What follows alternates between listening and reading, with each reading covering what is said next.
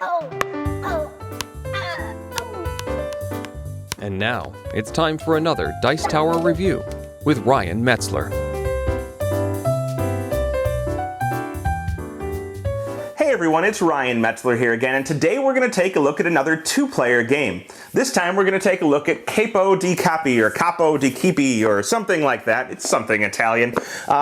Go ahead and throw your flames at me for the mispronunciation. Just go get them out of the way. But anyhow, this is a two-player game that uses a press your luck mechanism. Each player is going to be rolling dice on their turn. And what they roll on those dice will either give them one action that they must take, or a choice of a couple of different actions. Either place, a 1 on the 3 or a 3 on the 1, whatever the case may be. After that, you have the choice to roll again, but there are several scenarios that will force you to end your turn if you can't take an action, or if you have to place a second token somewhere, or if you put too much pressure on the mayor, whatever it may be. So you want to go as far as you can by taking those rolls, but not too far. Real quick, why don't we just see what you get inside of this box? We'll see how the game plays, and then we'll come back at the end, and we'll get my opinions on this game. So here you can see the setup for Capo di Capi. Now this, as I said, is a push your luck game, and players are going to be rolling dice, getting different combinations on these two dice in order to do stuff out on the board. So each player is going to start with some of these mayor tokens. These are tokens you can use to influence your own dice rolls, to influence things that happen on the board, or to mess with your opponent and hopefully end them, or have them end their turn early. But on your turn, you're going to roll these dice, and you're going to get some type of value. This is 2 dice less than 3.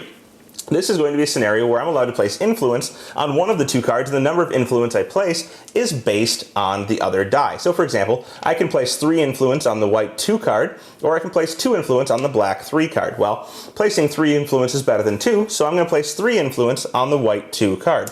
And that always goes next to the card not on it. You'll see why shortly. After this, I have the choice of stopping or pressing my luck.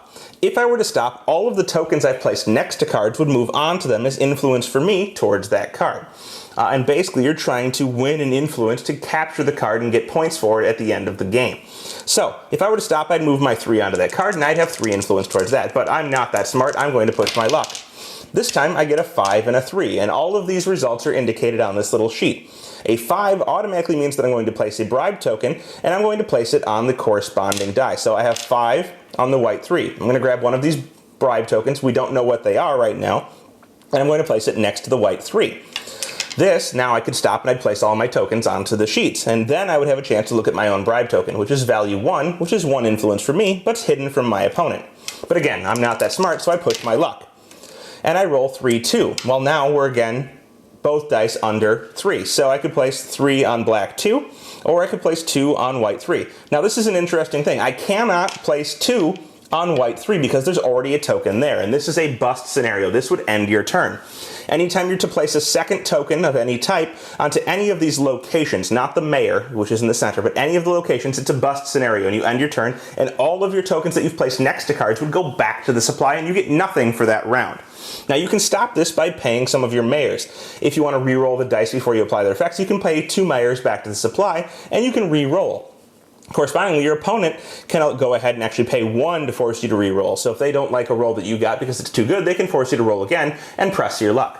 Anytime after you spend mayors, you must roll again. So it's not like you can get away with just stopping your turn.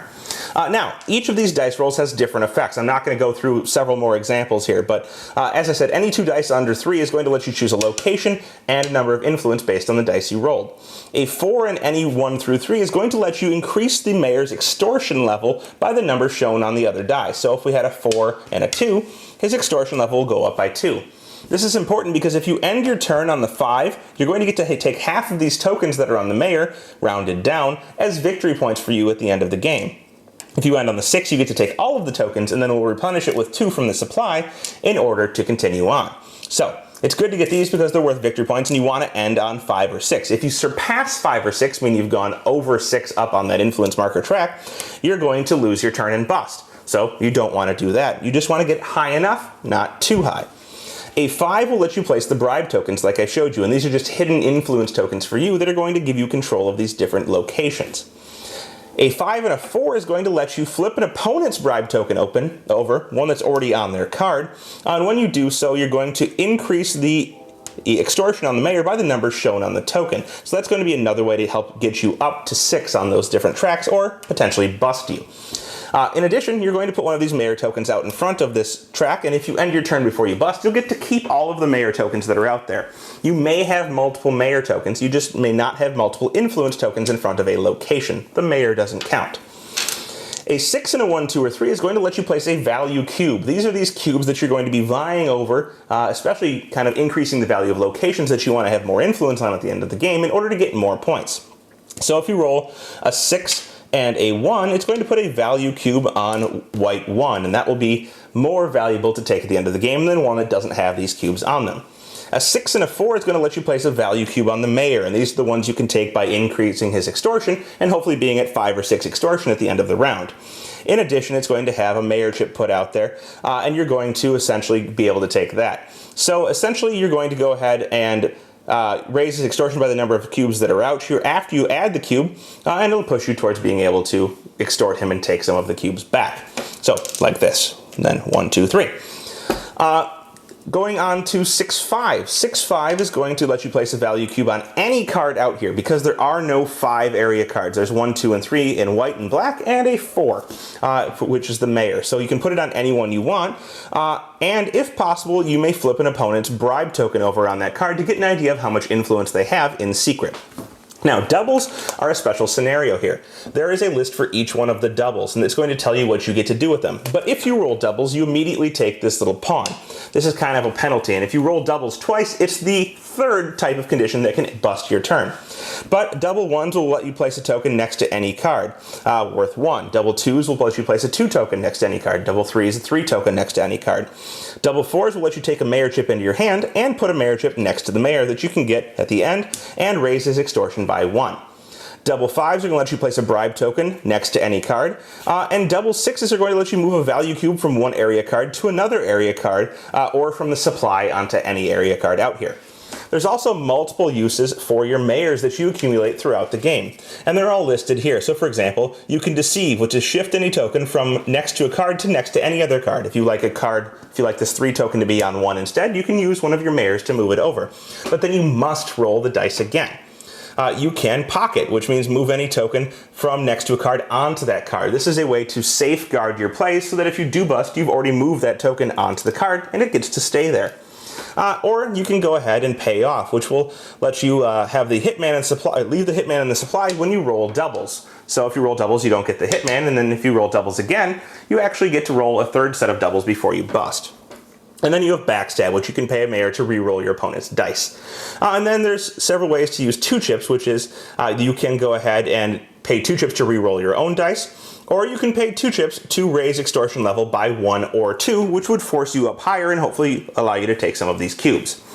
Now you're going to keep playing until basically some of these tokens run out. It could be the cubes, it could be the bribe tokens, it could be some of the tokens over here for influence, but you'll keep playing until that situation happens, and then you're going to look at who has the most influence on each one of these different cards. That player will take that card, and they're going to get all of the cubes that are associated with it. In addition to that, you're going to score 1 point for the location itself, 1 point for each cube, and then points for cubes that you've taken throughout the game, and whoever has the most points after all of this will be the winner. Well, there you have it. That is Capo di Capi. Again, who knows? But the idea here is pretty good. It's pretty well done. For a press your luck game or a push your luck game, this is one that I enjoy quite a bit. Because I'm not really a fan of press your luck games overall, I guess that's not saying a ton. But I will say that this one is enjoyable, especially if you play it right. Now, we started off playing it wrong, and halfway through it the first time we were like, this is terrible, worst game ever. Now it turns out we'd been playing super wrong, and the mayor tokens can be duplicated in the center of the table. That's the only token you can have 2 of in the center of the table before you place it. We were playing wrong and just automatically ignoring that and ending the turn if that happened.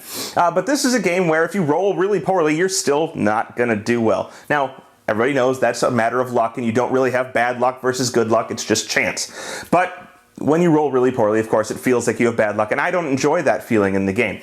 But this one does it pretty well. You can always pay off with the tokens, the mayor tokens that you have, in order to avoid ending your turn early if it's because of a poor die roll or because of doubles, and you can re-roll. But you're forced to take that roll again. And so you still have the chance of rolling exactly the same thing or another game turn-ending scenario where you get forced to, hand the dice over and lose everything you've done for the turn. That's just how it is.